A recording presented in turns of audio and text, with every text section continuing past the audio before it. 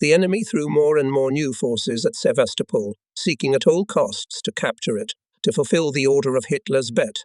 But all their attempts crashed on the courage of the defenders of the city. Hitler's plan to capture Sevastopol collapsed. The fascist offensive was thwarted. On November 21, Hitlerites stopped storming Sevastopol, began to pull up reserves to somehow replenish their shattered units. The Black Sea fortress stood firm. Tens of thousands of enemy soldiers and officers found a grave at its walls. We used the respite to repair locomotives and armoured platforms, replenish ammunition. On the armoured platforms, put some of the new weapons. One of the old guns was replaced by 2 new automatic guns. On the second armoured platform, instead of 4 82mm mortars, put 3 regimental. Added, and machine guns. Now we have 18 of them. On 8 kilometres of the main track made restoration work. All this personnel did it all on their own under the guidance of Golovenko and Andreev. They worked selflessly. Girls worked equally with everyone. If anyone tried to shift their labour on themselves, they took offence. We do not want to be dependents, but they voluntarily took on other, additional duties. Mended Red Fleet uniforms, washed linen, engaged in cleaning. Nina Ostrokova was especially diligent and hard-working. She worked as a stoker on the locomotive. For a girl, it is not an easy labour, but Nina also helped to cook food, spread it, washed dishes. One day we were finishing lunch when the enemy aviation struck. The armoured train was safely sheltered in the tunnel, and we, not to suffocate from smoke in the underground, went out into the fresh air. As soon as the airplanes went into a dive, everyone hid in the shelter. Suddenly someone got worried. "Where's Nina Ostrokova?" So we rushed to the exit. Everyone was anxious for the girl. What about her? Is she alive? What was our surprise when we saw her with a pile of dishes in her hands. Shrapnel was whistling around, and she was collecting bowls and kettles left by us. Almost by force, we dragged her into the tunnel. Work on repairing the track continued. The railroad workers built a new water dispenser. They stocked up on fuel. Primitive elevators were built for coal loading. In those days, we were engaged not only in economic affairs.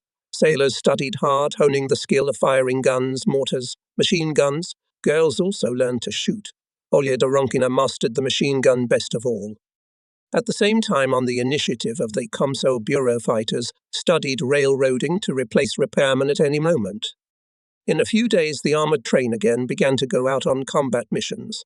Commanders, together with scouts, scoured the entire front line. In every detail, studied the enemy's defence, strongholds and firepower. During the flights, they fired mainly from the Mackenzie of Heights and the Sharova Notch.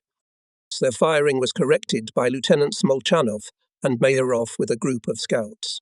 After each firing, the commander made a debriefing. The armoured train had a strong party organisation headed by Vasily Andreevich Golovenko. Communists set the tone, and in battle, in the days of the first assault on Sevastopol, party organisation has grown significantly. Young people joined the Komsomol. On the armoured platforms, jerk. We have not yet applied to the Komsomol machine gunner Sikorsky and messenger cabin uncle Misha Silin. These are the youngest of our fighters. Both of them are under 50. Mitrikov came to us, former commissar of the 1st Naval Regiment in Odessa, and now Deputy Chief of Political Department of Coastal Defense. We met with him as relatives. But I was excited by this meeting not only because I saw my dear man again. There was another reason. He came to us to check how we work with people. We all valued the opinion of such an experienced political officer. Mitrikov was satisfied with the activities of Commissar Porozov and the party organization. He also praised the Komsomol members of the armored train. They often write about us in the newspapers. Each such article Commissar Porozov reads aloud, and then we discuss it together. The newspapers write that the sailors of the armored train honorably carry on their banner the name of the legendary hero of the Civil War, Anatoly Zheleznyakov, and rightfully occupy an honorable place among the brave defenders of Sevastopol. It is pleasant to hear such things. Since during a break, we were brought a new movie. It was called Heroic Sevastopol. It showed the battles at Ishan positions, where the Marines courageously held back the onslaught of fascist gangs. The picture from the very first frames attracted attention. With tension, fighters looked at the reflection of the enemy attack, fiercely firing machine guns. Squinting their eyes, machine gunners are shooting. Shells and mines are bursting around. Everything is drowned in grey dust mixed with smoke. And here, the most exciting moment. Marines, having taken off their coats and put on dashing caps, suddenly jumped out of the trenches and rushed at full height into the counterattack. The impression was as if we ourselves were running together with the infantrymen, firing furiously, shouting, with all the power of sailors' throats half under. Hurrah! Here they have already reached the enemy trenches, wielding bayonets and butts. We see how the fascists, leaving the dead and wounded, shamefully flee. Strong, stunning footage. This is exactly the same way the defenders of Odessa were bayoneting. The thought flashed. How brave, fearless a cameraman must be to film such episodes. After all, he had to be in the trenches of the front line, to shoot under a hail of bullets and shrapnel, together with the soldiers to run into the attack. The images of battle were replaced by everyday episodes. On the screen, close-up showed those who had just withstood the onslaught of the Nazis and won in a decisive battle, and suddenly I see a familiar face, under the visor of a steel helmet, slightly squinted eyes, in the hands of a machine gun, on the shoulders thrown over the cloak tent. Trust machine gun ribbons on his chest, a grenade on his belt. Kostya Ryashentsev, I recognized before the announcer called his name. The very same machine gunner whose portrait I had seen on Primorsky Boulevard. Well, I was not mistaken then. Not only the appearance of this fighter, but also his military deeds epitomized the image of the defender of Sevastopol. The movie made an unforgettable impression on everyone, and each Zhelezniakovets felt his responsibility for the fate of his native city even more strongly. When we left the darkened room, the sun was already slipping towards the horizon. The wind that had risen since morning had subsided. The armoured train stood at the entrance to the gypsy tunnel. From the pipes of steam locomotives waved a light white smoke. Waiting for the reconnaissance, the team is preparing to leave. While there is a little free time, I gather members of the Komsomol Bureau. At our meeting come and the commander and commissar. The first question about the recommendation to the party Boris Kochetov. Comrades asked the lieutenant to tell his autobiography. Slightly above average height, military-style trim, he stood up, looked around. His big black eyes seemed to ask what to talk about when the biography is just beginning. He once again looked at his comrades and smiled his amazing white-toothed smile. He spoke with a barely perceptible Ukrainian accent and was visibly worried, as if he was afraid of missing or understating something particularly important. I was born in Poltava region, in a peasant family. His father died in the Civil War. He went to the Navy on the Komsomol recruitment, graduated from college, became a commander. He was in the war from the first day. His baptism of fire was at Oshakov, now Armada train. The lieutenant's story was supplemented by his comrades. They talked about his character, excellent knowledge of artillery, and also about the fact that his armoured train in every battle causes tangible damage to the enemy. The commander of the armoured train also spoke. He recalled the case when Kochetov, seeing that there was no one at the guns, himself stood up to the gun and opened fire on an airplane. I rebuked him thus. The commander of the armoured platoon should not turn into a gunner and lock gunner. But actually the lieutenant did the right thing. His example had a strong effect. There was no trace of confusion among the sailors. Members of the Bureau unanimously decide to give Komsomol Kochetov recommendation to the party. The meeting was coming to an end when the duty officer reported that the commander and a member of the military council of the Primorsky army had arrived on the armoured train. In a few minutes, the whole crew lined up in the tunnel. General I.A. Petrov thanked the Zhelezniakovites for their active assistance to the infantry units.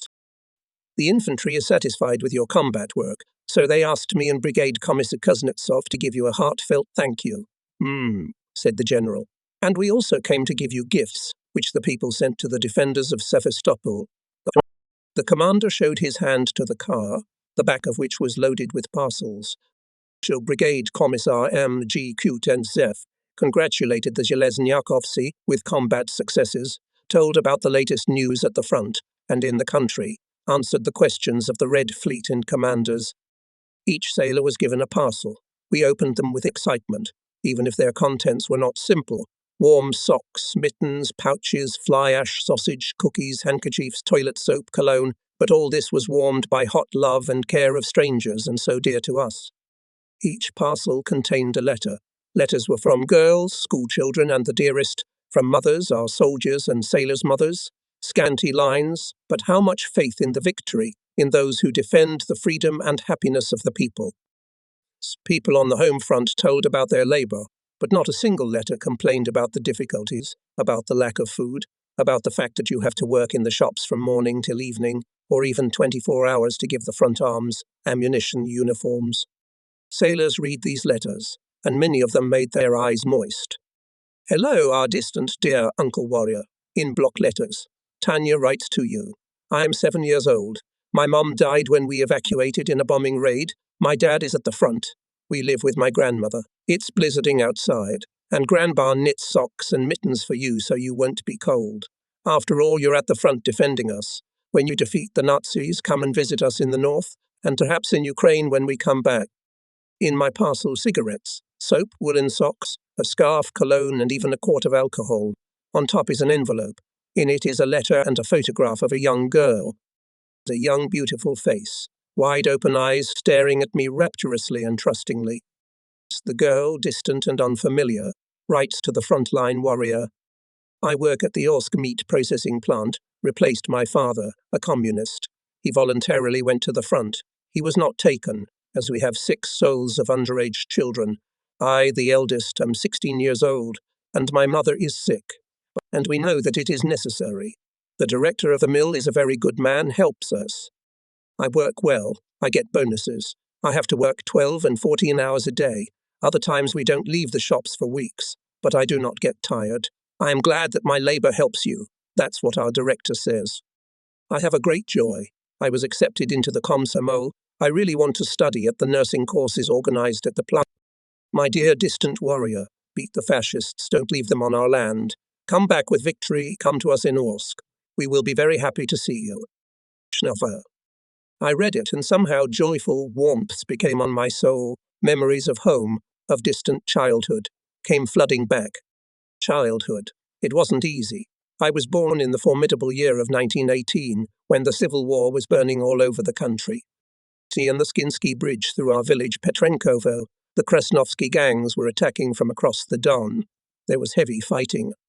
Father, after a severe wound and illness, was at home, but that night he went into the woods.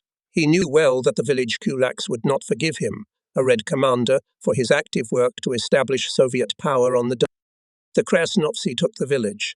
Together with the kulaks, they immediately began brutal massacres of village activists. They didn't miss our house either. They dug up everything, looking for my father. They beat up my mother and grandmother. They ambushed the house for the night.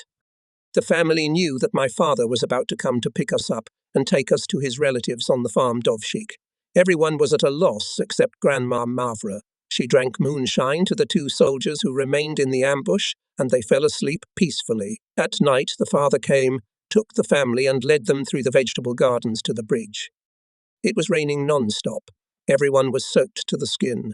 My father hid me behind his back. I wasn't even a week old yet. There was pandemonium on the bridge. Thousands of refugees were trying to cross to the other side of the Don as quickly as possible in order not to fall into the hands of Krasnovsky's punishers. The White Guards opened fire. Under the pressure of the crowd collapsed railing, many fell into the river. My father fell into the water with me and my older brother Misha.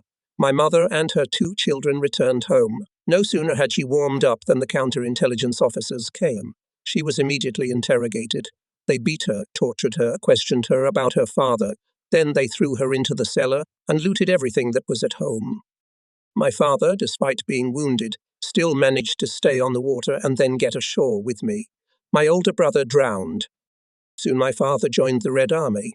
Nurses took patronage over me and rescued me from death.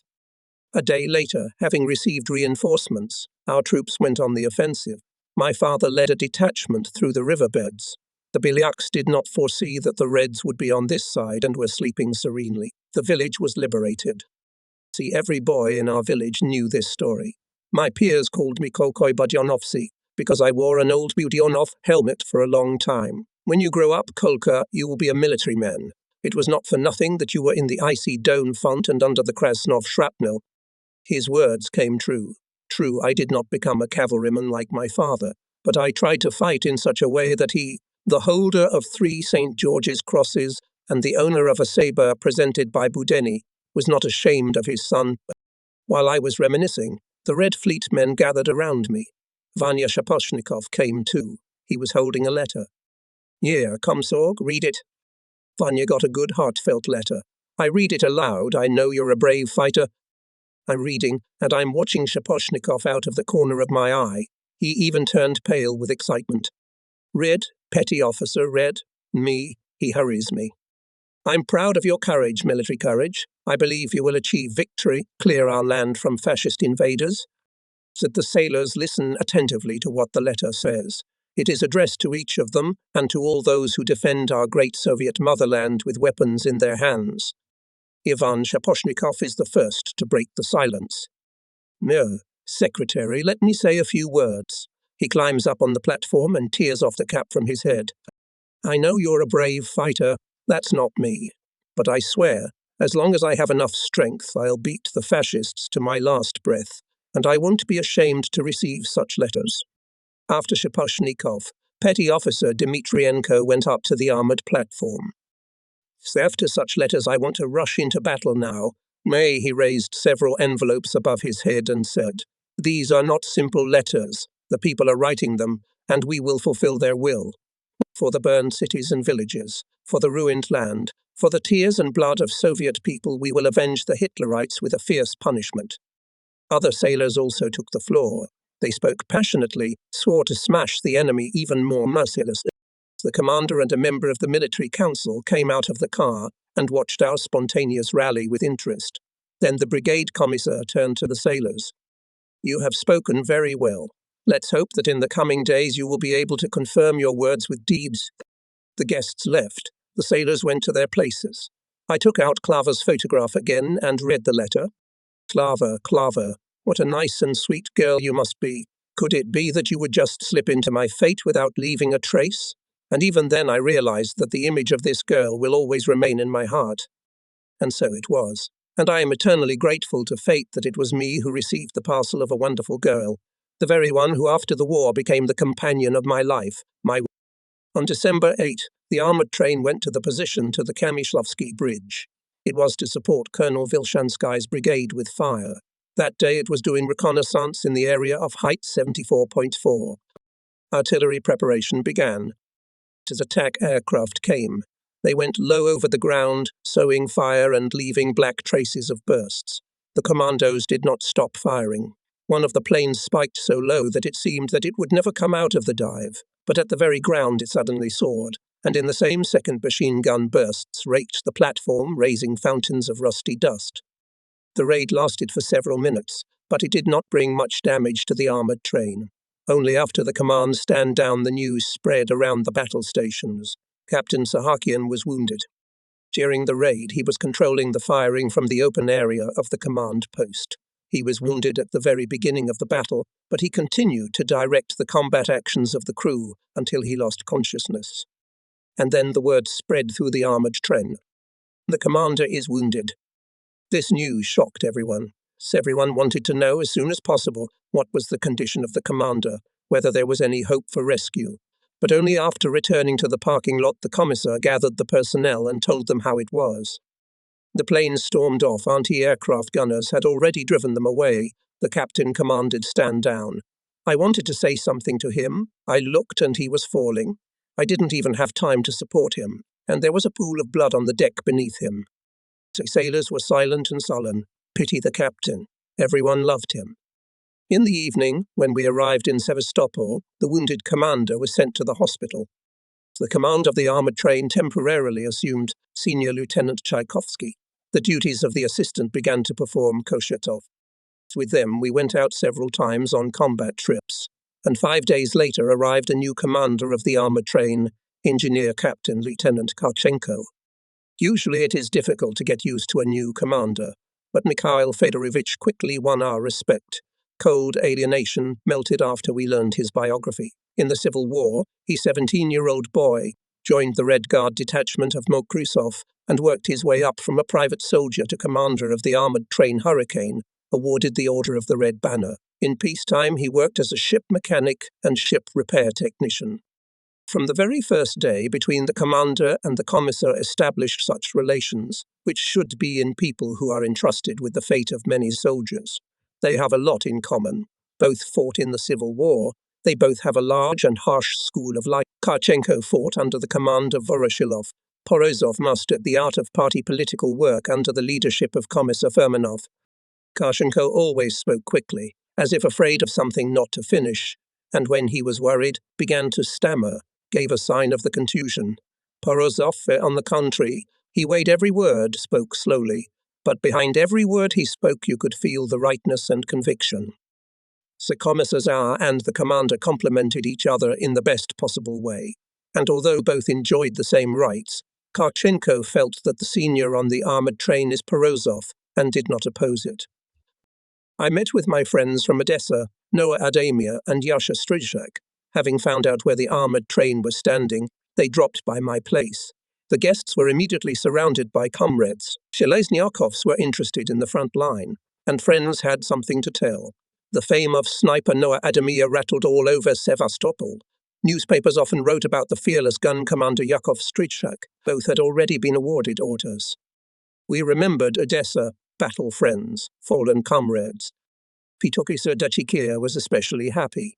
He took his soul, talked to Noah in his native Georgian language, which he had missed. He was the only Georgian on the armoured train. Karchenko came up. I introduced my friends. They told me that at the front line they knew about the armoured train's military affairs and admired the bravery of Zelezniakov's men. It was pleasant for both the commander and all of us to hear such words. The commander allowed me to escort Noah and Yakov, and here we go through the streets of Sevastopol. It's hard to recognize the city. There are piles of rubble everywhere, smoky, unhealed fires. You can't see people. The city has gone underground. Enterprises, hospitals, institutions, stores, canteens moved to cellars and tunnels. On Karl Marx Street we had a snack in an underground canteen. We watched a movie in an underground theatre, and even took a photo in the underground photo studio. The city lives. In the evening we parted, having agreed to meet more often, but we did not see each other again. Noah Adamir, who became a famous sniper hero of the Soviet Union, died in the last days of the defense of the city. Yasha Strizhak, an artilleryman, also died a brave death on the Sevastopol land. The respite at the front was not long. Having suffered defeat after the first battles, the fascists regrouped again, pulled up fresh units from other areas and began to prepare for a new assault. The enemy aviation became more active. Heavy batteries, tank formations appeared, but our command skillfully used the respite, formed new units and subdivisions, replenished weapons and ammunition, strengthened the approaches to Sevastopol. The morale of the defenders of the city was raised by the victories of our troops at Tikhvin, Rostov. Most of all, we were happy to hear the news about the defeat of the German troops near Moscow. None of us knew when the new Nazi offensive on Sevastopol would begin, but everyone was ready to meet it in all arms. And on December 17, everything rumbled again. The enemy began the second assault on the Black Sea stronghold. Again, choking on their own blood, the fascists climbed on Sevastopol, hoping to break the heroic garrison. But the enemies miscalculated this time too. Sailors stood to the death. In those days, very popular was a song by an unknown poet on the motif "The Sea is Spread Wide," and with his chest covered his native Sevastopol, sailor, infantryman and pilot. At the strong wall of steel defense, a raider finds a grave. The military council of the Black Sea appealed to the defenders of the sea. The attention of not only the peoples of the USSR, but also the attention of the peoples of the world, who day and night watch the Battle of Sevastopol, the heroism of its defenders. Defend our native Sevastopol to the last drop of blood. The motherland expects us to defeat the enemy. Victory will be for us. The fascists put into battle 7 divisions, 2 mountain rifle brigades, 150 tanks and a large amount of artillery. Especially hot battles broke out in the area of the mountain Aziz Ober and in the Belbek Valley, where the enemy with the forces of 2 divisions struck the main blow. Defended here were units of the 8th Marine Brigade of Colonel Vilshansky and 95th Infantry Division of Major General Vorobov. From the first day of the assault we were ordered to support these units. Standing in position at the Shavrovaya Hollow, the armoured train, on the orders of the Chief of Artillery of the Maritime Army, Colonel Rishi, opened fire on the advancing enemy infantry in the area of Mount Aziz Ober. The armoured train was commanded by the Assistant Commander Senior Lieutenant Tchaikovsky. Captain Lieutenant Karchenko did not interfere with fire control. I'll have another day or two to look around. I'll be trained, and then I'll take command, he frankly said. We had no such guns during the Civil War, and we had no idea about mortars. We were firing almost continuously. We hit in volleys with short intervals. The echo rumbled in the valley, and merging with a new volley, created a formidable melody of the fascist shells now, and then destroyed the railroad bed, but brave repairmen, under enemy fire, restored the situation. And the armoured train again and again rushed to the front line. The advantage in forces was on the side of the enemy. Despite the heroism of people, the fascists were advancing to the city. The front line approached the Kamyshlovsky Bridge. The zone of action of the armoured train was reduced. More and more often we had to put mortars into action. The enemy was so close to us. We tried to save the cannons, they were very worn out. In the following days, the armoured train also used machine guns. When the enemy infantry attacked on the northern slopes of the Belbek Valley, the armoured train jumped out of the Mackenzie Notch and opened fire with mortars and machine guns. 5 minutes of hurricane fire. And the enemy flees, leaving the dead and wounded. And the armoured train again disappears into cover until the next raid. Of course, it's risky, but Mikhail Fedorovitch's risk is based on precise calculation. That's when we were convinced of the courage of our new commander. We will use the experience of the Civil War, he said. We will use all the weapons we have, down to the rifles. The control platforms of the armoured train were also turned into firing points. Their sides were covered with sandbags. All those who were not busy at the guns and mortars, railroad workers, communicators, housekeepers, settled here, as in the trenches, with rifles and grenades. On December 22, a critical situation was created at the site of the 388th Infantry Division defending the Mackenzie Mountains. To help it was thrown 79th Separate Brigade of Marines under the command of Colonel Potapov, who had just arrived on ships from Novorossiysk. To let the brigade deploy, the commander of the armoured train ordered Lieutenant Golovenko and me to take all available fighters and hold the Hitlerites at the Mackenzie cordon. In a few minutes, 35 sailors armed with machine guns and grenades stood at the entrance to the Gypsy Tunnel. Golovenko led us along the stony road to the cordon. We did not pass a kilometre, as from behind the hill appeared retreating fighters. They were retreating to the tunnel. And the heights and station Mackenzie Mountains everywhere was firing. The artillery cannonade rumbled without ceasing. Our platoon was walking in a chain towards the retreating. At that time, an armoured train jumped out of the tunnel and, gaining speed, moved towards the station. Golovenko stopped and shouted into a megaphone, addressing the retreating soldiers. "Stop! Not a step back!" The Red Army soldiers stopped. "Follow me forward." Golovenko continued to command and was the first to rush to the height. And at once the people's confusion disappeared. Encouraged, they, together with the sailors, rushed after the lieutenant. And on the right an armoured train was gaining speed, aiming its guns at the station. Hitlerites did not expect such an onslaught, and although they are still fiercely resisting, the fighters beat away from them one position after another.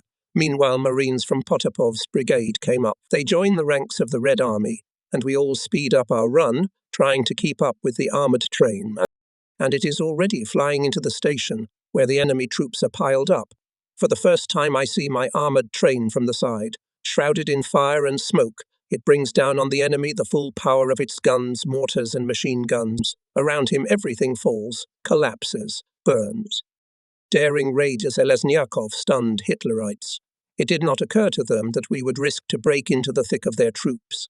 They placed columns of tanks and automobiles with military equipment at the station. Even the camp kitchens were brought up for lunch.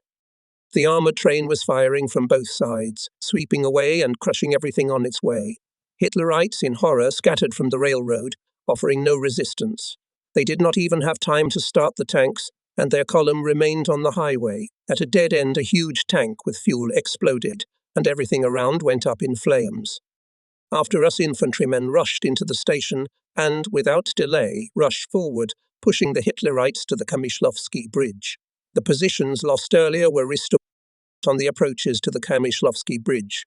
The railroad bed was destroyed, and the armoured train stopped. Our platoon, having fulfilled its task, returned to the armoured train, where everything bore the traces of the just-ended battle. The platforms of the armoured platforms were piled with shell casings. The paint was smoking on the hot gun barrels. Despite the sharp frosty wind, The barrels did not have time to cool down, and our girls threw wet blankets and overcoats over them. Taking advantage of the short lull, the Zheleznyakov summarized the results of the battle, especially distinguished gun crews Danilich and Drozdov. They suppressed an artillery battery on the approaches to the station and opened the way for the armoured train. At the guns of Danilich in the heat of battle, the locking mechanism failed, but the commanders did not stop firing. They manually opened the lock and continued to shoot at the fascists. Lavrenti Fisan, Boris Grishko and Vasily Tereshenko did not fail in the battle. When one of the tanks turned around to shoot at the locomotive, they shot it at point-blank range with their 100mm cannon. The Marines thanked the Zhelezniakovs from the bottom of their hearts. One of the commanders approached our armoured platform. "Thank you, dear comrades, from all our fighters." Worried, he said. "If it were not for you, it would have been difficult for us. Earthly bow to you." Having given Potapov's men a new foothold, Zheleznyakov returned to Mackenzie v. Gory station. Here everything bore the traces of all-destroying fire of the fortress on wheels. The black, scorched ground was strewn with corpses. The burning hulks of tanks and automobiles were rising. Everywhere piles of different property, abandoned in panic by the enemy. Yes, the fascists are in trouble. The battle for the station Mackenzie v. Gory and the surrounding area lasted 4 hours. It was one of the most successful our raids on the enemy during the defense. On this direction, the enemy threw more than a third of his forces at Sevastopol. But it was not the superiority in strength and equipment that decided the victory, but the strength of spirit, the will to victory of our Soviet sailors of the Black Sea. And although in some areas our troops still had to squeeze on 300, 400 meters, these meters were strewn with hundreds of fascist corpses. The armoured train was about to return to the Gypsy Tunnel when the terrible news spread through the armoured platforms. 6 mutilated corpses of our soldiers were found at the station in one of the abandoned barns. And Tsar Porozov order. Every member of the crew must see what the fascist perverts had done. One by one, the Zhelezniakovs passed the tortured Red Army men. They lay undressed, with their stomachs cut open and their faces mutilated. Silently, without a word, we looked at the corpses of our comrades, at the villainous deeds of perverts in human form. Gritting our teeth and clenching our fists, each of us gave ourselves a holy oath to avenge the anonymous martyrs. We will not forget. We will not forgive. With this thought, we returned to the armoured train to go to battle again and punish the enemy for all his crimes. The next morning, as soon as we left the tunnel, the signalman reported. "There's a scout in the air." Directly above us, at a considerable height, hovered a lone frame, a 2-fuselage Focke-Wulf. It seemed that the scout was just waiting for the armoured train to appear in the open. Ominously shining in the rays of the rising sun, he circled above us and flew away. But for a long time there was a nasty howling sound in our ears. And in 10 minutes a whole squadron of bombers appeared in the air. It was risky to engage them, and the commander ordered to return to the tunnel. The train was already entering the shelter when strong explosions were heard around. Large caliber bombs were dropped. Fortunately, no one was hurt. Only a few splinters cut into the armor plating of the tail locomotive. We repaired the track at the entrance to the tunnel and again went out on a combat flight. And again everything was repeated. The enemy scout reported to his airfield about the appearance of the armored train, and the bombers were not slow to arrive with a deadly load. One after another, they plunged down on us. After the battles for the station, Mackenzie v. Gory Hitlerites did not take their eyes off our armoured train. Their artillery shot the tunnel exits. Planes are dropping dozens of tons of bombs here, trying to block us. And yet Zheleznyakov is still operating. The commander of the Seaside Army has allocated a special sapper battalion to clear the rubble and repair the destroyed track. The team of the armoured train had no time to cope with this work. Until the end of December, the enemy was rampaging.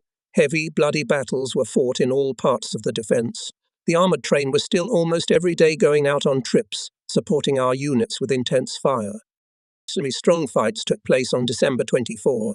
In the afternoon, the fascists went on the offensive on the approaches to the Mackenziev Mountains. They time and again attacked the front edge of our defences. Tanks entered the battle. Our armoured train was assigned the task to deliver a fire attack on the enemy in this area. "But we still need to send there an adjuster," replied the commander. "There he is." Indeed, soon the armoured train began to receive extremely accurate data for firing, Any artilleryman would be jealous. When the battle was over, Lieutenant Kushetov to me and, smiling, "Ye, do you know who we were supporting now?" "It is known. Marines or Primorskians?" "But who exactly?" He paused, apparently counting on the effect. I remained silent in bewilderment. "Captain Golovin," Koshitov said solemnly. It turns out that after the battle, when the infantrymen thanked the Zhelezniakovs for the rescue, Commissar Porozov, "Me, who corrected your fire?" "I did, came the reply. "Captain Golovin. So that's where our Leonid Pavlovich is now. He commands a rifle battalion in Vilshansky's brigade." Again our scouts went to the Mykenziev Mountains. There they were met by Colonel Potapov. He told in detail about the actions of enemy mortar batteries, noted on the map their location. Together with Zorin, Molchanov, Mayarov, Kozakov and Myashin, the scouts of Potapov's brigade went there. Carefully camouflaged, reached the place. They quickly palanged the landmarks, additionally found 2 bunkers, immediately put them on the map. Returning to the armoured train, Zorin reported in detail to the commander about the results of the reconnaissance. As of alarm, in 2 minutes the armoured train was ready for battle, and in a few minutes we were already approaching the initial positions. The fascists are shooting at the armoured train. Our scouts on the move bearing their firing points. On visible landmarks, gun commanders open fire. Dozens of mines, shells burst at the targets. The debris of fortifications, bunkers fly up. Hitlerites are rushing like rats in a trap. The whole height is riddled with craters of our shells and mines. From there no more will not talk, no more neither Zotes nor mortar batteries. Airplanes appear, but they do not risk to descend. The Nazi pirates already know that the anti-aircraft gunners of the armoured train can shoot accurately. The bombs fall haphazardly and do us no harm. Zheleznyakov safely returns to the shelter.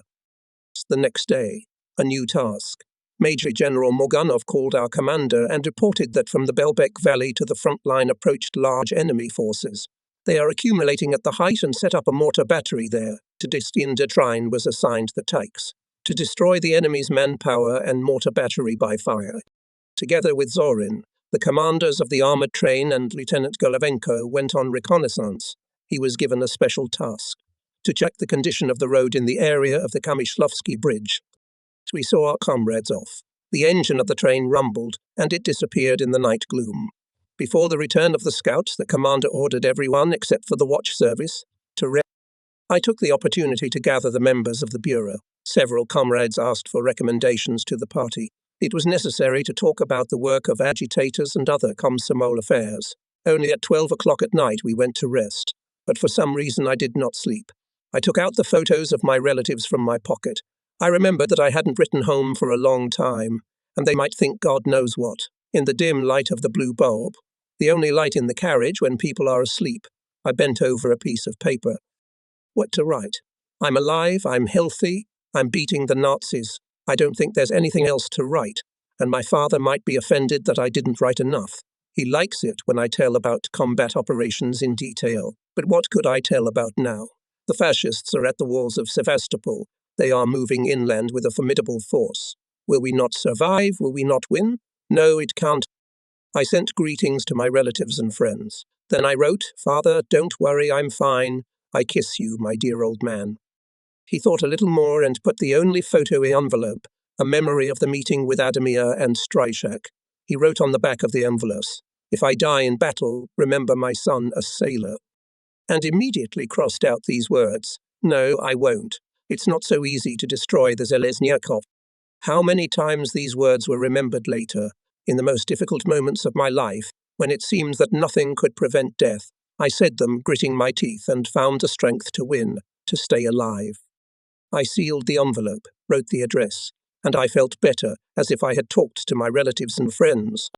I lay down on the bed and immediately closed my eyelids. My thoughts were rushing somewhere far away, at home. In my dream I saw a wonderful summer morning. Everything was green. Flowers and grass washed with fresh dew, birds chirping merrily. I'm about 5 years old. I'm in a red shirt, my father carries me on his shoulder. We're going to the gorge behind the village. We have to climb a big hill. It's hard for my father. "No, Dad, I'll go by myself." "Sit down, little birdie. Just don't dangle your legs."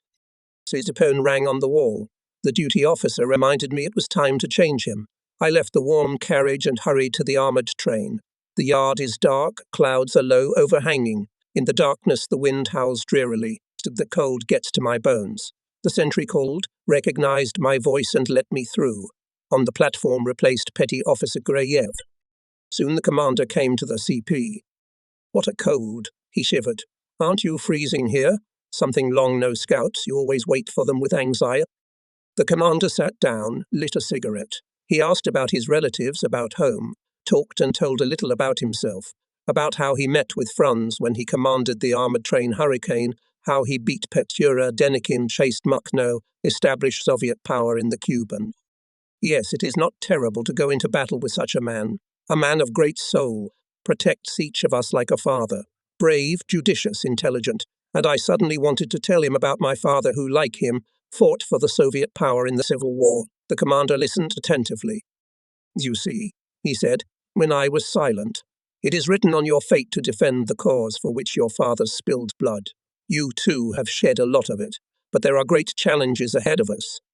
A commander's warm word, how much it means to a soldier. No matter how tired you are, no matter how hard it was on your soul, but the commander comes, talks to you, says a warm word, and it becomes easier, as if you talked to your own father. And how much mental vigour gave us communication with the commissar. Many times he talked to me, either during night duty, or discussing Komsomol affairs, or just in his free time between. Pyotr Agafonovich told us about his participation in the partisan movement in the Pskov region during the Civil War, about how he and his comrades had blown up 2 railroad bridges on the way to Petrograd, about how Soviet power had been restored in 7 occupied volosts behind German lines, and how from there, across the front line, they had sent grain carts to the capital. These stories were reminiscent of my father's memories, and this brought me even closer to the commissar. He was like a father to all of us here, not because of his position, but because of his generosity. Pyotr Agafonovich also had a son, and his name was Lenka. He was 19 years old, and he studied at the Perm Aviation School. Yes, we have good commanders, Karchenko and Porozov. They never raise their voices at the Red Fleet, calm, balanced, careful. Our conversation went on for a long time. But then we heard a barely discernible murmur of the engine, a railroad car. Having looked at the pocket watch Pavel Bure, a gift from Blucher, the commander stood up. "Well, we've slept a little, that's enough. Raise the team, petty officer." The battle alarm instantly shook up the men. A few minutes later, I already reported that the armoured train is ready for the march. The scouts went up to the commander's cabin. Zorin began to report the situation. Koshetov and Butsenko, leaning over the map, clarified, supplemented. In the valley near the village, noticeable enemy movement, detected a column of vehicles. On the right slope of the height, 300 meters from the destroyed mosque. In the dense bushes, 2 mortar batteries. In the mosque, machine gun point. 1 mortar battery moved forward to our front line. And in the mosque put machine guns, laughed Garkenko. Not badly settled in a holy place, but it's unlikely that the saints will help them. But well done, boys. Already turning to the scouts, concluded the commander. We did not go scouting for nothing. A map lying in front of him was covered in many places with crosses. These places were supposed to fire. Yes, indeed, the scouts tried. In camouflage robes hiding between the bushes, Zorin, Kozakov, Fizin, Kokchetov and Butsenko snuck almost close to the enemy positions and scouted to the details of the location of fascist equipment. Golovenko stayed with the train, which in case of danger had to jump forward and cover the scouts with fire. Everything was worked out to the last detail.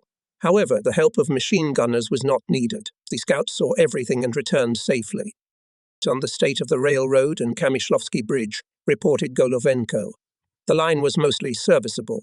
Only in 2 places it was necessary to change the rails. The bridge was worse. It needed repair, but under enemy fire it was practically impossible. Well, now, as they say, to places to stand, to take off the anchor, ordered the commander and got up from the table. And at once the internal communication calls rang out. Zeleznikov rushed to where the enemy was entrenched and preparing to attack. It's still dark, a little glimmer of dawn. Snowflakes are cold on the face. Telegraph poles glimmer, wheels rattle on the bends of the road. Golovenko and Andreev are looking ahead, whether the road is in order.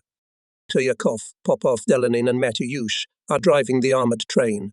Calculations of commanders, mortarmen, machine gunners in full readiness. The guns are loaded, barrels are directed towards the enemy. Armoured train approaches the target closer and closer. Here is the front line. Marines, seeing the armoured train, rise from the trenches, waving their hats affably. The commander angrily transmits to the head locomotive. Remove the smoke, and a little later, small stroke. The smallest, but the enemy still managed to find us. His artillery is firing furiously. We have to change position. Tram jerks and rushes forward again. Enemy shells and mines burst around with howling and rumbling. Splinters cut into the armour. A shell hits the corner of the first armoured platform. Shrapnel wounded too. Commander Danilish in the head and arm, loading Vasya Zelensky in the shoulder. Take cover behind the turret. Kochetov commands. Felchanechayev assists the wounded on the spot and directs them to the infirmary. Danilish refuses. As long as my head holds, I'm not going anywhere, but the loader must be replaced. But Zelensky also remains at his post. The bombardment zone has passed. The armoured train stops at a new position, and at once all our cannons are again. The German positions are as if in the palm of our hands. We see how shells and mines are bursting, how Hitlerites are fleeing, escaping from the explosions. Fire is transferred to mortar batteries, bunkers, deep into the ravine. A few volleys and fascist batteries are silenced. The next target is a mosque. In a minute, a black column of smoke and flame rose on the place where it stood. Under the ruins found a grave fascist machine guns and their calculations. From here they will go straight to paradise. Joked machine gunners. Hitlerites are still trying to hinder the armoured train, but their fire is getting weaker by the minute. From the incessant firing of Danilich's gun, the spring of the reel has burst, and after each shot the loader Myashin burning reels the gun manually. The gun barrels are heated. The paint is burning on them. Uncle Misha Silin, a messenger of the wardroom, Sasha Nekshayev, nurses Olga Neklibova and Olga Doronkina, Keksenia Karina, cook Ivan Pyatakov took off their overcoats, wet them with water, and threw them over the barrels. The rate of firing does not decrease. Mountains illuminated by the first rays of the rising sun. From the command post heard the calm voice Karchenko. Good. Guns. Shot. Everyone take cover. Observers take their places. Steam locomotives. Full back. Fascist planes are diving over the hollow from where the armoured train has just fired. It's already far away. One more turn and we're in the tunnel. The next combat assignment, to provide assistance by fire to the artillerymen of the famous 30th Battery of Captain Alexander. It daily shelled enemy positions and rear areas, but in these days was surrounded. It was necessary at all costs to disperse the enemy units that surrounded the battery. In fulfillment of this task took part and Zheleznyakopsy.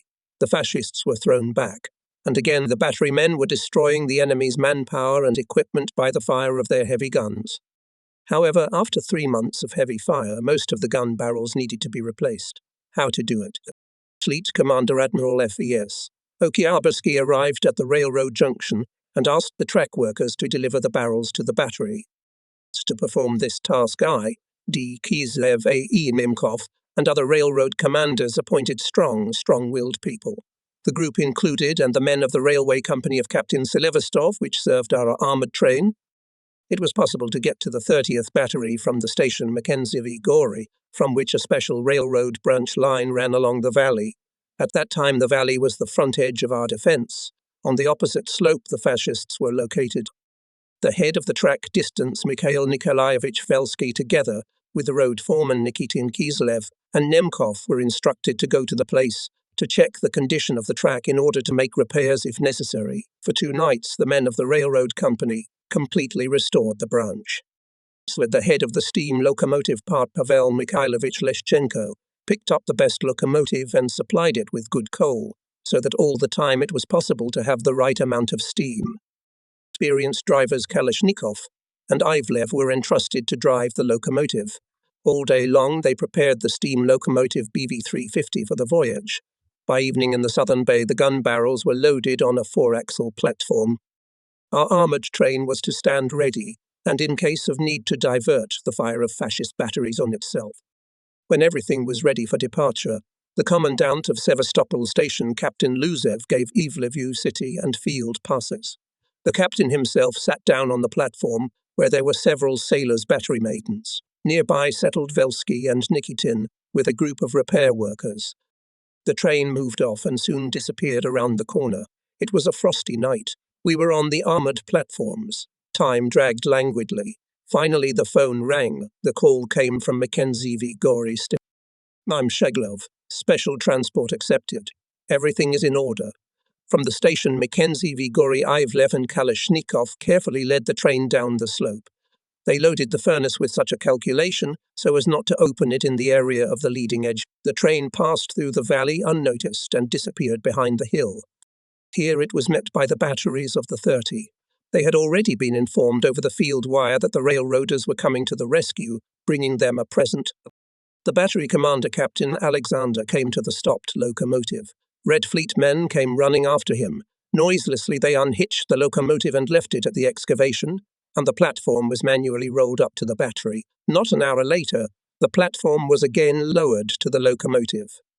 On the armoured train anxiously awaited the return of the railroaders. It was already 3 o'clock in the morning. The telephone bell rang. Everyone jumped up and became alert. The commander picked up the phone. Sheglov, I hear the noise of an approaching locomotive. The armoured train was connected to the line on which all reports went to the railway command post. Finally, the train passed us. At 4:30 it arrived at the Sevastopol station. The first trip was a success. In the following nights, the drivers Kalashnikov and Ivlev, together with railroad workers, made 3 more such heroic flights. The last time the fascists still noticed that a train was running along the railroad track at night. They started shelling the road and damaged a part of the railroad track. But then Zheleznyakov came into action. The fascists transferred the fire to him. Meanwhile, the railroad workers adjusted the line, and the train with gun barrels again moved forward. Platforms and the front of the locomotive had already passed the dangerous place, and the last tender pair went off the rails. It was necessary to stop at the most dangerous place. And while the Zhelezniakovites were engaged in a duel with the fascist artillery, the steam locomotives and trackmen, together with the commanders of the 30, freed themselves from the tender and went to a safe zone. The help to the battery men came in time. On the night of December 28-29, after heavy fighting in the area of Mackenzie Mountains, the armoured train returned to Inkerman. Here we were to be replenished with ammunition, coal and water. The crew was given a rest. The armoured train was put on the second track under the rock at the adit of the champagne factory. Our usual parking lot was in the city tunnel. It was safer there. But we were too tired of the tunnel, cramped and damp. I wanted to spend at least one night in the air. All the days of the second fascist attack on Sevastopol-Zheleznyakov almost did not leave the armour. It was cold on the armoured platforms. The casemates were not heated. We were all pretty hot. And now everyone was glad to spend a few hours in human conditions. From the city tunnel to the armoured train were brought residential cars. Put them between the armoured platforms and the rock to protect from shrapnel, if the enemy starts shelling. The commander ordered the crew members who were free from duty to rest, so the sailors gladly climbed into soft, clean beds. And restless Lieutenant Zorin, as if he was not tired at all, turned to Koshenko. See, Comrade Commander, allow me to go to the front line with the guys. Let's ask for a search with the army men. The commander moved his eyebrows sternly, but his eyes smiled. No, Comrade Zorin, he answered as sternly as possible, and he added more gently, you are a restless soul, I know it, but you won't go anywhere today. Go and get some hot water from the locomotive, wash yourself properly, shave and get some sleep. Boris tried to object, but the commander was supported by the commissar. Sleep, Boris. While we're busy with refueling and repairs, you rest, and don't talk back. If the commander says so, well, sleep it off. You, sighed the lieutenant. The attention of the commander and commissar, of course, he was touched, but the heart of the scout still could not calm down. I, too, went to the Teplushka. In the carriage, his hot heated. For the first time in weeks people washed, changed their linen, had a good dinner and fell into a sound, peaceful sleep. At 3 o'clock in the morning there was a strong explosion. The carriage shook, another explosion, another. The sailors jumped up, grabbed their clothes and, dressing on the move, rushed to the armoured platforms to their battle stations. Waking up from the rumble, I did not immediately realize where I was. There was hustle and bustle and running around. But when my consciousness came back on, I realized that the fascists had started shelling. Could it be that the German adjuster had detected the armored train? Not remembering himself, I rushed out of the car.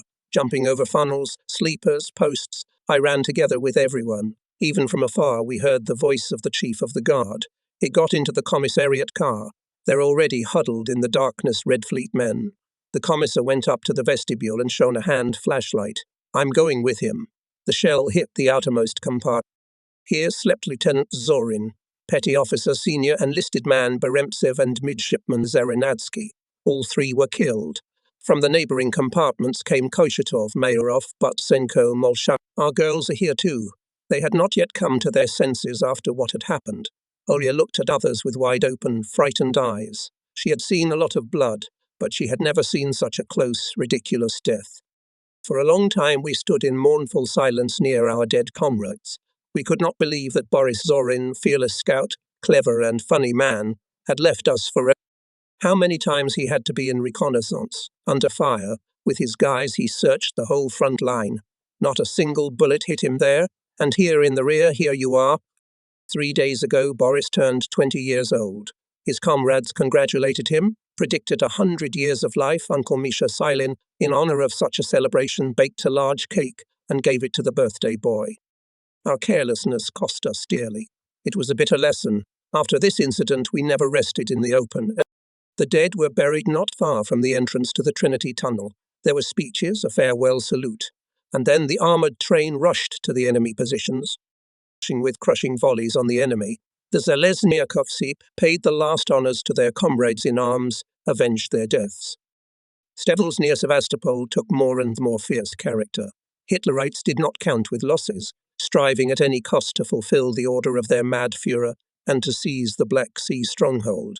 At the station Duvankoy, one after another came German echelons with soldiers, artillery and tanks. And newly arrived conquerors, stupefied by propaganda and schnapps, rushed into battle. Our scouts found in the dead soldiers and officers boastful letters and telegrams which they were going to send home to Germany. We have come quite close to Sevastopol.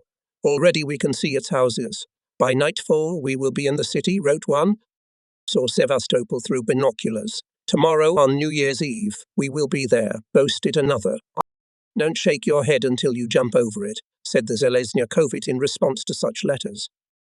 Our armoured train in these days acted on a site of 345th Rifle Division. It was one of the decisive areas of defence. The division had to hold the Mackenziev Mountains by all means. If the Nazis managed to break through the division's positions and reach the northern bay, the fall of Sevastopol would be inevitable. This was perfectly understood by the enemy command. At dawn on December 31, the enemy rained fire of hundreds of guns and mortars on the division. After that, the attack began. I at that time could not, of course, see the whole picture of the battle, and to give an idea of the situation on the Mackenziev Mountains, I will use the memories of the Chief of Staff of the 345th Infantry Division, Kamitia Fesitun Daudidves. Literally an avalanche of shells and mines, large and small caliber, came upon us, loosening the ground, mixing black soil with snow. Positions were soon covered with craters, trenches levelled with the ground, everything flew into the air. Stones, stakes of wire fences, broken weapons, wagons. At 10 o'clock in the morning, the enemy went on the attack along the whole front. In front went tanks, behind them thousands of Hitlerites. Our artillery put a veil and barrage, separating the tanks from the infantry. In many points tanks exploded on minefields and were hit by the guns of Lieutenant Colonel Vedeniev's unit, but several dozens of machines broke through and began to irrigate our positions. The German infantry broke into the trenches. In the battle we introduced battalion, and in 2 regiments and regimental reserves, but they did not restore the position. In the centre, at the junction of the 2 regiments, formed a deep breach. The defence collapsed and filed back. In this, one of the most difficult moments of the memorable day, we were strongly supported by artillery. In the direction of Mackenzie v. Gorey station, the last reserve of the division was introduced. An armoured train with sailors came out of the tunnel and hit the enemy, and the guns of the Black Sea Fleet ships opened a devastating fire on the artillery and fresh enemy columns. So powerful sounded this massive blow, so pleased with the clarity of interaction that we all cheered up. There was no time, but we all felt, here it is, that cherished break in the battle, after which there will be a lot of labour and blood, but still it is clear that the enemy is in difficulty, and any experienced fighter understands it perfectly. From the armoured train we saw only a small section of the front, but it was just that section where our infantrymen were retreating under the onslaught of the numerically superior enemy. Hitlerites, heated up by the battle, were marching along the railroad bed at full height, and their thick chains turned out to be a good target for our machine gunners and artillerymen. Enemy soldiers and officers scattered in search of shelter, and then rushed away from the railroad, leaving dozens of dead and wounded in the snow. Encouraged by the strong support of the armoured train, our infantrymen went into a counter-attack and pushed back the Germans to their original positions. After 11 o'clock, Hitlerites, under the cover of a smokescreen, again rose to the attack. It lasted about an hour, and again in the most decisive moment of the battle, armoured train Zheleznyakov rushed at the enemy. How hated this armoured train Germans, and how many kind, full of gratitude words were said in his address by our soldiers and commanders, wrote later Colonel I.F. Hummels. Sailors worked on the armoured train. The courage of the Black Sea sailors has long entered the proverbs. The armoured train really raided the enemy and fired with such a rapid unexpectedness, as if it was running not on the rails, but directly on the uneven ground of the peninsula. On this last day of 1941, Hitlerites not only failed to advance in the direction of the north side, but also had to be thoroughly displaced. Having repulsed the attacks, the 345th Infantry Division went on the offensive and pushed back the enemy behind the Belbek Valley. In the evening of December 31st, the armoured train moved into the Troitsky Tunnel, and the first news we heard here was about the landing of Soviet troops in Kerch and Feodesia. We read with admiration the report about the courage of the sailors of the cruiser Krasny Kavkaz, which, having broken through the barrier chains, broke into Feodosia Bay and opened the way for landing ships with the fire of its mighty artillery. This was the best help to the defenders of Sevastopol. The Nazis were taken by surprise. To fight the landing, they had to transfer troops to the eastern coast of the peninsula and temporarily stop the assault on the main base of the fleet. A small respite received and the crew of the armoured train. The command decided to organise a New Year's Eve party with a festive dinner for the personnel. All cleaned themselves up, cleaned and dressed up. Arkady Kamornik was dressed up as Santa Claus. The girls decorated a Christmas tree, saved for the occasion by a petty officer of the commandant's group, Vanya Gureyev. The commander and the commissar came and congratulated the sailors on the new year. The commissar raised a toast for our coming victory, remembered the wounded in the hospital, in deep silence honoured the memory of the dead. Radio operators, meanwhile, set up a loudspeaker. Without 10 minutes to 12 sounded the voice of Mikhail Ivanovich Kalinin. Zhelezniakovites listened in solemn silence to the New Year speech of the chairman of the Presidium of the Supreme Soviet. Our combat friends, Marines, army men with whom we fight shoulder to shoulder on the Sevastopol land, also came to congratulate us. We parted far past midnight. Coming out of the tunnel, we breathed in a full chest of fresh, frosty air, which we often lacked in the casemates.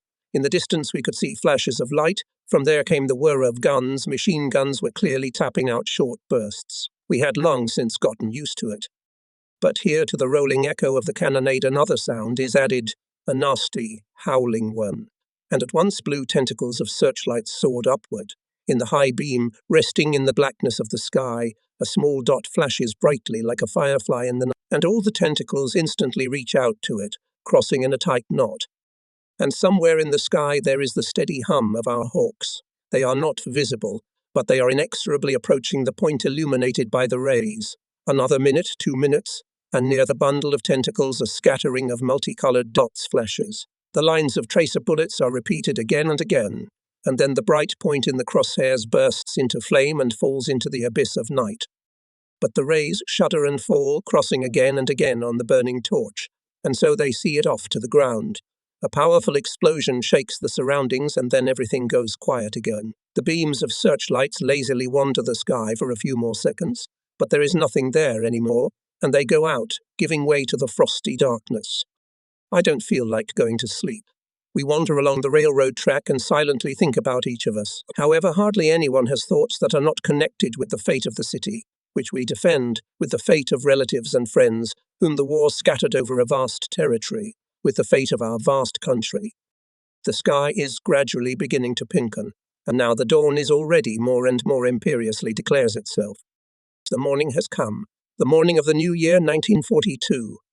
During the day we replenished ammunition, refueled the locomotives, and at night we went on another trip. The armoured train went silently. The drivers were driving the train in such a way that not even a light knock was heard. Not a single spark flew out of the pipes of steam locomotives, and the light blue smoke was dissipating, merging with the low-hanging snow clouds. We were about to approach the intended position unnoticed, but the sudden attack did not take place. It remained to pass some 500 meters, as suddenly ahead the searchlight flashed dazzlingly and immediately found the armoured train. At the same minute Hitlerites opened fire. Shots rumbled, lumps of frozen earth, stones, splinters flew up around. They hit the sides, rumbling, falling on the decks of armoured platforms, whistling in the air. We had to return fire. The night duel between the armoured train and the enemy battery began. An enemy shell exploded at one of the guns. Ilya Usets and Mikhail Novitsky fell, hit by shrapnel. The wounded were immediately taken to the casemate. Vasily Bondarev, Lavrentiy Fesyun, and Vasily Serkan replaced those out of action. The gun continued to fire. From the close explosion of the shell, the recoiler was out of order, the barrel was rolled manually. And again a direct hit in the sight. There was a deafening explosion. Flames burst out and engulfed the charges lying on the deck.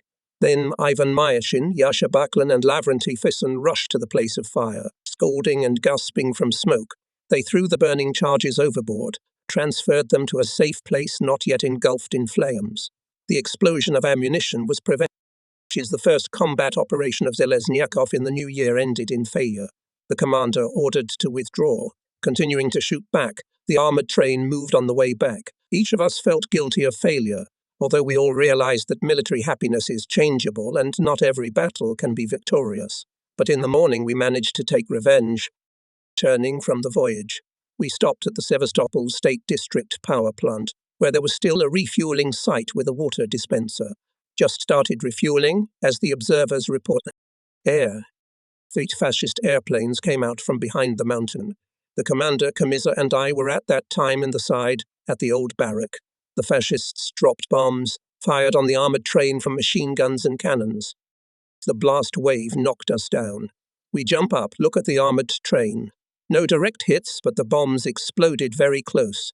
The curly heads of the explosions had not yet had time to disperse, and the planes were coming in again. The anti-aircraft group prepared to open fire. Among anti-aircraft gunners, Dochikia, Krivobukov, and Baranov. As if on the exercises, calmly and businesslike, they command their calculations. One of the planes goes into a dive. Fire, commands Zhikia. But the Hitler pilot ahead of anti-aircraft gunners, on the armor deafeningly rattled enemy bullets, the gunner Red Fleet Sharapkin grabbed his shoulder and released the machine gun. His place was taken by the commander of the calculation. We see how spider webs of traces stretched to the bomber coming out of the dive. This vulture managed to get away. But immediately from somewhere from the side appeared a second Messerschmitt, and very conveniently, a line of tracer bullets slammed into it, like a funeral ribbon. A black band of smoke stretched behind it, and so he flew down the slope until he crashed into the grey surface of the northern bay. "Hurrah!" shouted the sailors. Deshikia was laughing in joyous delight. "No, come on, Genetsvale, next." Sests, as if obeyed him, make a second run. And again the bullets sent by our guys rush into the head plane. A moment, and the plane bursts into flames like absorbent cotton soaked in gasoline. Tailed comet falls into the water in the same place as the first. And again a thunderous sailor's hurrah shakes the air. The other 6 airplanes, having gained altitude, disappeared behind the mountain. We stand excited. This doesn't happen often. We rush to the armoured platform, pulling from it machine gunners, tossed into the air. Nurse Kemia Karina bandaging Sharapkin shout, "No, careful. First you would have looked, maybe someone else was hit." We, with a serious look, groping heroes. No, intact. The commander rejoices with everyone, but he orders to give the moorings, although the refueling of the locomotives is not over yet. To shoot down planes, of course, is good, but there is no need to risk the armoured train. Quickly fixed the broken arrow and took cover in the Troitsky tunnel. The commander called to himself Deshikia, Baranov, and Krivoboka. I thank you for your success and bravery, he said, shaking hands with the petty officers. You will be presented to the award. The boys are walking birthday boys. Their portraits are placed in the newly issued combat sheet. When I brought it to the commissar for review, he had agitators. The commissar instructed them how to conduct conversations about the exploits of anti-aircraft gunners. The rest of the day, everyone was under the impression of the battle. Only a small strip of land separated the fascists from the north side, and they again and again made attempts to break through to Sukarnaya Gully at Mackenzie of Cordon. Heavy fighting ensued. The front was getting closer. Through the rumble of gun salvos, machine gun crackling was clearly heard. It seemed that the fighting was going on the very outskirts of the city. At the most tense moment, the armoured train went to the straight, and at point-blank range struck with all firepower, rendering assistance to Potapov's brigade. We again faced the enemy at the memorable Mackenzie Mountains. Our naval and army units, skillfully interacting, forced the fascists to flee. The enemy was again knocked out. The former position of the front was restored. In this battle, the personnel of the armoured train especially distinguished themselves. The rate of fire was such that the paint was burning on the guns, and the machine gun housings were boiling water. Exceptionally well-coordinated commanders of armoured platoon Kochetov and Butsenko. After the death of Zorin, intelligence led Molchanov and Mayarov, inseparable friends. They every day bring valuable information about the enemy. Gun commanders Boyko, Danilish, Drozdov, Lutchenko, Loder-Myashin. Gun number Zakhar Lutchenko. Commanders Fisin and Grishko. Machine gunners Efim Chumichev, Makarenko, Sharapkin, Baranov and Krivobakov acquired fully. In any conditions they work proactively and without fuss. All of them are set as an example to other soldiers. As before, a great help to us railroaders. Company of Senior Lieutenant Selivastov accompanies us in almost all trips. When an enemy shell destroys the track, the repairmen are already on the spot. Quickly, without fuss, they fill in the craters, put sleepers, install rails, patch the canvas. Dozens of minutes pass, and the line is ready. Zheleznyakov again goes on a voyage. Often the company has to work under fire. January 14, when the repairmen were working near Mackenzie Hills, they were spotted by a Nazi mortar battery. Mines began to fall around. The soldiers lay down in ditches, some of them hid behind the embankment. When everything quieted down, everyone came out of their hiding places and started to work again. A few minutes later, the fire resumed. It was repeated 3 times, and time was running out. And then the fighters decided to work without paying attention to the explosions. The work was coming to an end. The last rail was already sewed to the sleepers, as suddenly a mine fell very near. The sledgehammer fell out of Georgy Gontaruk's hands. Rakimov fell, hit by a shrapnel, and many were wounded, but the repair was finished in time. After picking up the killed and wounded, the railroaders quickly left behind the rock. There they buried their comrades, paying the last honours to the dead with a gun salute. Always, in any conditions, the soldiers of Senior Lieutenant Selivastov provided the armoured train Green Street in the direction of Mackenzie of Mountains. In addition to Selivastov, in the company were other courageous, brave commanders. Maslenikov, Dunsky, who graduated before the war at the Transport Institute, the commander of the platoon of bombers Philip. They were always together with the soldiers, shared with them all the difficulties and dangers. Company foreman Pavlov proved himself to be a fearless warrior. Pavlov spoke well of Alexei Filipov, with whom I met during the repair of the Balaklava branch. I knew the commander of the railroad battalion Goncharov, Commissar Shumilin. Both of them enjoyed great authority among their soldiers. A lot of help gave us and the workers of the marine plant, especially remembered artillery master Ivan Petrovich Kozlov, an old worker, a Bolshevik with pre-revolutionary experience, a veteran of the Civil War. He refused to evacuate from Sevastopol and on his own will came to us on the armoured train. All soldiers without exception respect him. They call him Pater. Ivan Petrovich knows all kinds and types of artillery installations.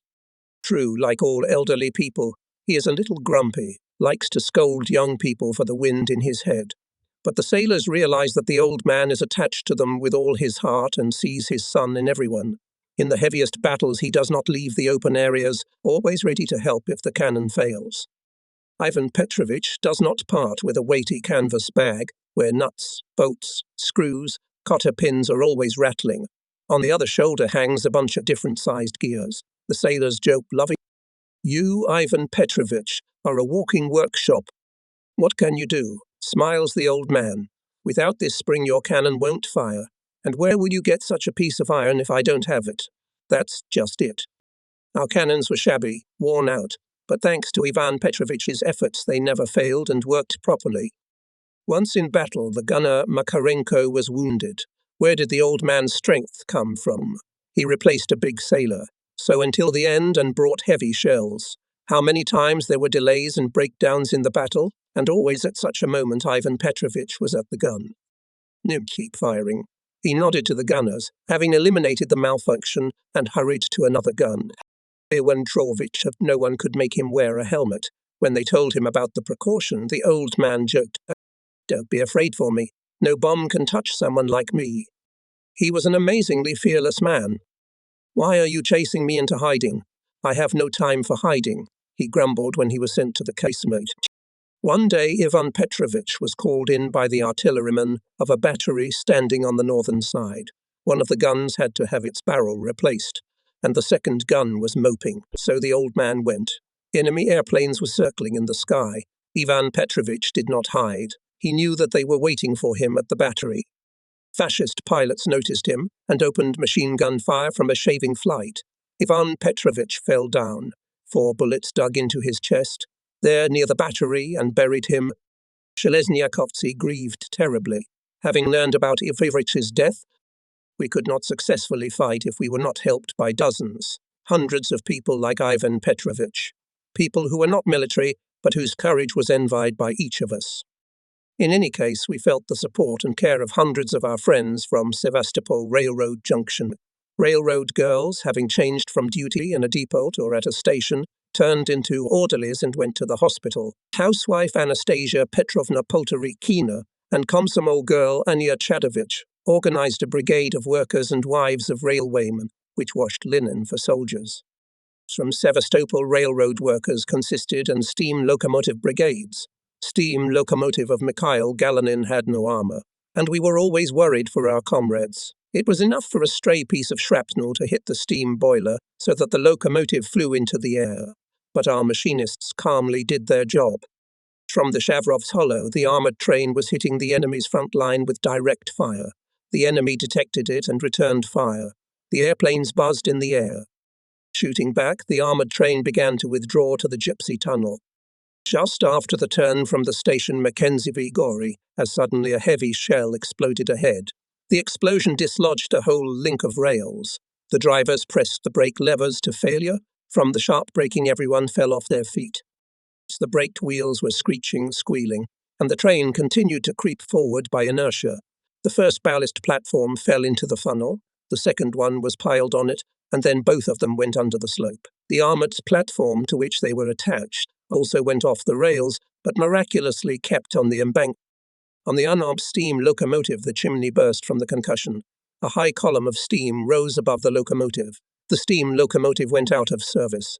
Noticing that the armoured train stopped, Hitlerites intensified shelling, that the shells fell more and more heaps. There was a deadly threat. We must leave immediately, but how? It is necessary to restore the track, to raise the armoured platform on rails, to load spare parts from the fallen platforms. Another shell destroyed the railroad bed behind the armoured train. Another hit the tail ballast platform. We had no way either forward to the tunnel or backward, where we could take shelter in the excavation for some time. There was only one way, and to restore the track as quickly as possible. So the commander of the armoured train ordered to leave the reduced calculations at the battle stations, and all the others to be sent to the disposal of Lieutenant Golovenko and the commander of the railway platoon, Junior Lieutenant Andreev. Despite the artillery fire, the Red Fleet men went to work in a friendly manner.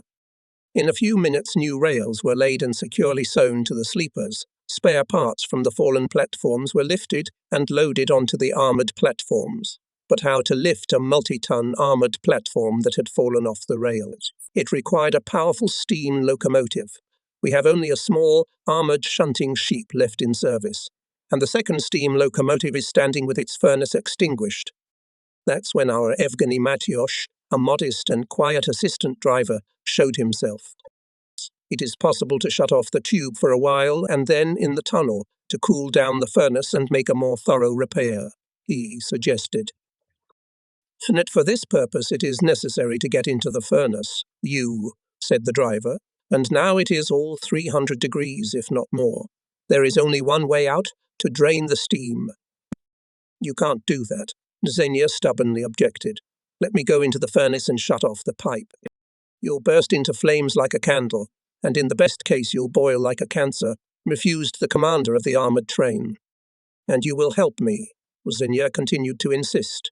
You will water me with a hose so that I don't get fried. Sailor Grebenichenko climbed into the hot furnace of the cruiser. You told me about it yourself. The boilers there are much bigger and more dangerous than those of a steam engine. We have to save the armoured train. The planes will come again. Nothing will happen to me. Xenia asked and proved so much that the commander agreed, especially since the enemy artillery kept firing and shells were bursting from all sides. It was necessary to withdraw the armoured train to a safe place in a hurry. Matyush pulled out of the pocket of overalls Komsomol ticket, photo cards, and handed to Lieutenant Golovin. Xenia was put into felt boots, put on a cotton jacket and canvas pants, wrapped in a raincoat. His face was covered with gauze folded several times. A hat was put on, and he was poured water from a hose from head to toe. Machinist Polyakov with a hose stood at the furnace. With the help of his comrades, Xenia squeezed himself into the dark hole that was blazing hot. Another machinist Galanin gave him the necessary tools and a plug. Golovenko directed the beam of a strong hand lamp into the furnace.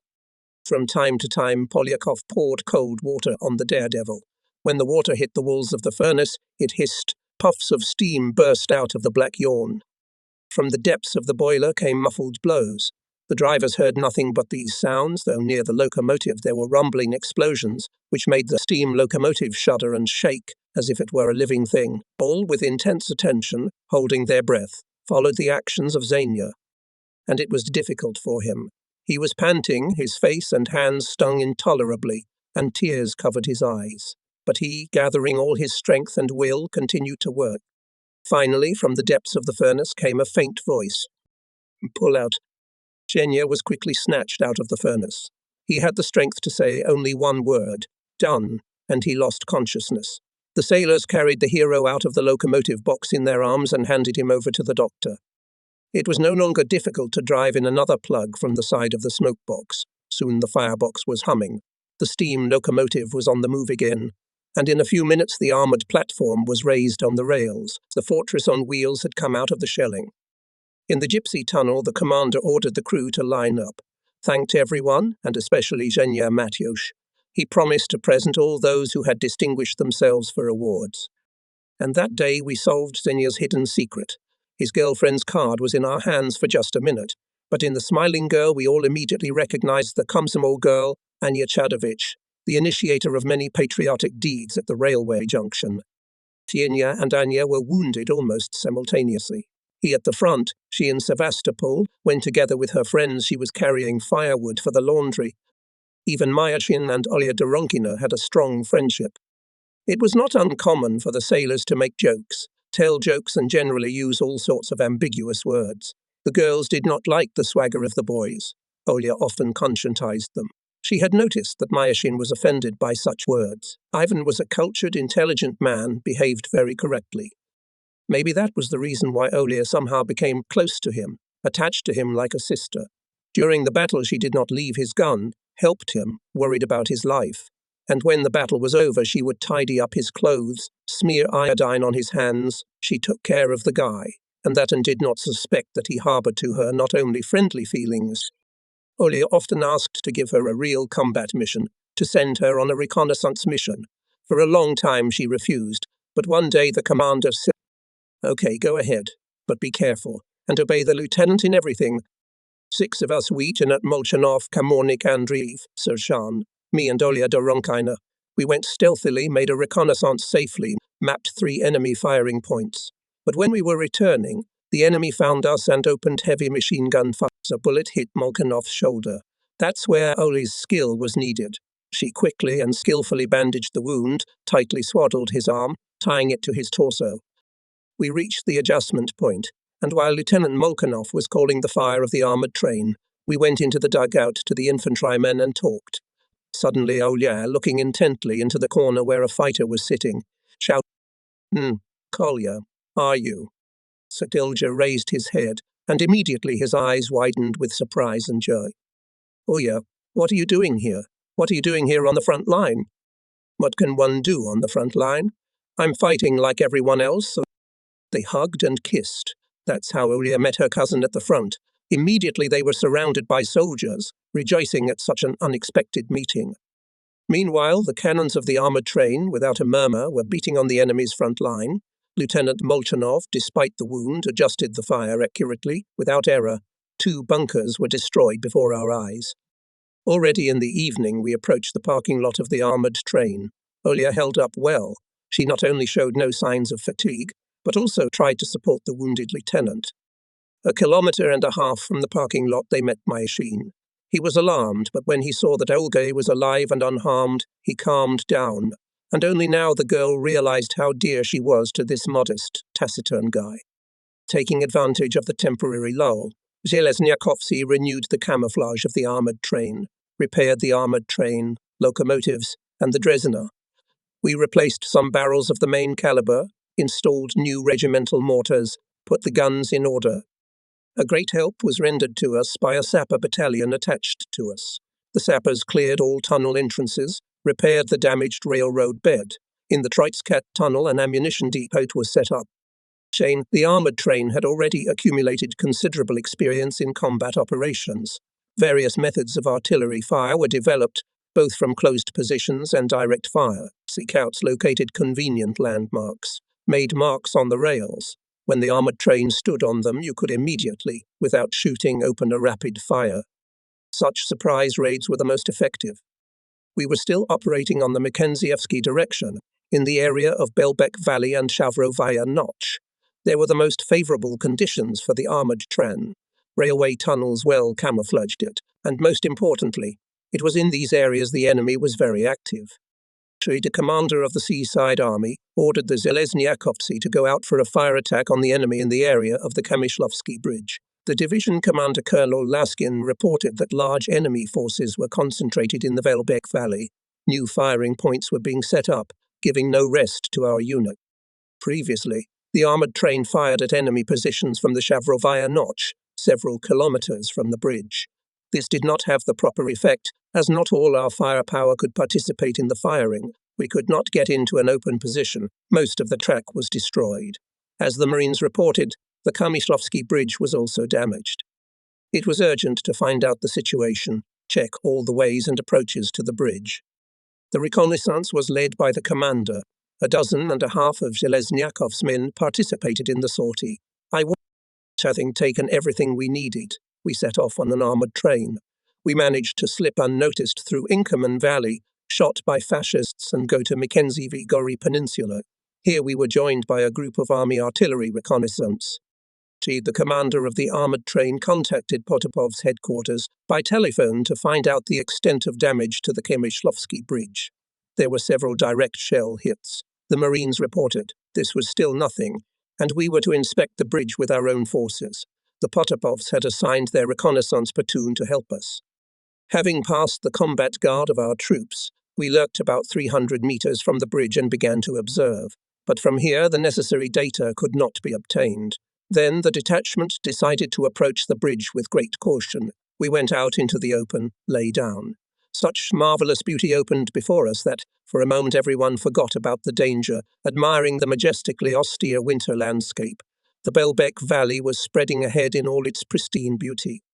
"Hey, how beautiful," whispered Vanya Guriev, our new commander of the reconnaissance. "My soul hurts for this ruined beauty. I look at the snow-covered mountains and remember hunting in the north in the tundra. Hunting is more difficult here."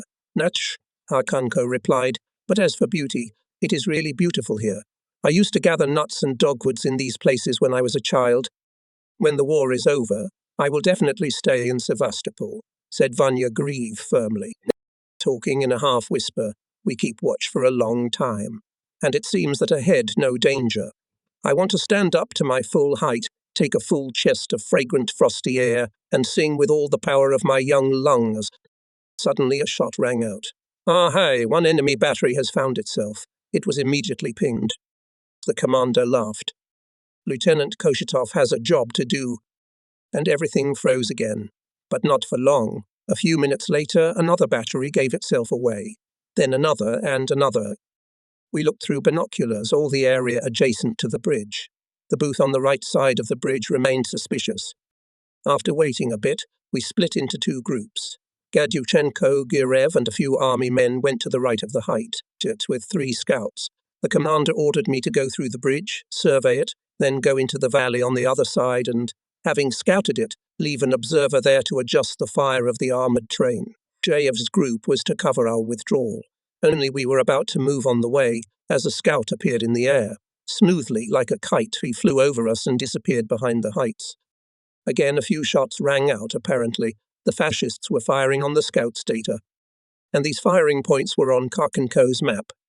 We did not move very far. We were pinned to the ground by mortar fire. The Germans noticed us. So they are very close. From the booth at the bridge suddenly rumbled machine gun. It was joined by machine guns. We lay down, but we were in a very disadvantageous position. The place was flat and quite open. The firing did not stop for a second, and we could not even raise our heads. The bullets squealed into the ground, kicking up a dusting of snow around us. Not far away, mines were burning. One of the scouts grabbed his arm. The sleeve of his coat above the elbow was immediately soaked with blood. Another scout was wounded. It was necessary to withdraw immediately. But how to get up? I took out a grenade and threw it as hard as I could in the direction of the Germans. The group began to retreat by short runs. Soon everyone lay down in a small hollow. It was safer here. But there was still 100 meters to the height, behind which it was possible to hide. The fascists, seeing that the scouts were in a dangerous position, opened even more active fire. We, shooting on the move, joined the main group and continued to retreat by short runs. Finally, a deep hollow opened up in front of us, leading to our front lines. We were saved. But the joy was short-lived. The gully turned out to be mined. Why didn't the Potapovs tell us about it? How could they have known we'd end up in this place? We hadn't gone a dozen meters when a strong explosion sounded. The commander of the army scouts, the captain who was ahead of us, was blown up on a mine. I rushed to the captain. He was still alive. Having taken him on my back, I started to descend. Kharkenko was carrying a weapon, and on the way was keeping an eye on him. Shooting suddenly stopped. Apparently, the fascists decided that they had already dealt with us. But in what position is the other group? After a little waiting, we began to sneak to the place of the agreed meeting. Our comrades were already there. 2 fighters ran up to me and carefully removed the captain. He was dead. Gadyushenko was wounded in the head. When I threw a grenade, Girev took advantage of a slight hiccup and dragged his comrade to cover and bandaged him. Carefully carrying the wounded and killed, we returned to the train. The reconnaissance data was extensive, although it came at a high price. The commander of the reconnaissance was buried at the Gypsy Tunnel. Gadyushenko and I, with Koshetov and 2 machine gunners, Asiv and Shaposhnikov, accompanied him to the hospital. Despite the fact that the hospital was deep underground, it had plenty of light. Electric engines produced as much power as was needed. Having determined Gadyushenko, we were returning by a low corridor. At one of the underground wards, we saw a few medical personnel looking inside the ward with curiosity. Koshetov and I looked in too. At the very entrance stood 2 officers in Navy uniforms. We saw only their backs. They were holding some kind of machines. "They are making a movie," a young sister explained to us. "They are filming Anke the machine gun." The cameramen parted, and we saw in the back of the ward a very young girl. In bed she seemed almost a teenager. It was Nina Onilova, the legendary machine gunner of the 25th Chapayev Division, nicknamed for her courage, bravery and skill Anka the machine gunner. She was lying propped up on a high pillow and smiled her beautiful smile, familiar from newspaper photographs to all the defenders of Sevastopol. She was wearing a white uniform, which seemed blindingly snowy here, and on her chest burned brightly. The new Order of the Red Banner, and in this military outfit she was beautiful not only with her girlish beauty, but with the beauty of a fighter, with her courage, with some unusual spirituality. The cameramen came to shoot her, and there was another man with a notebook and a pen, probably a journalist. "What are you thinking about now, Nina?" he asks. Her gaze grows sterner, her smile fades from her face.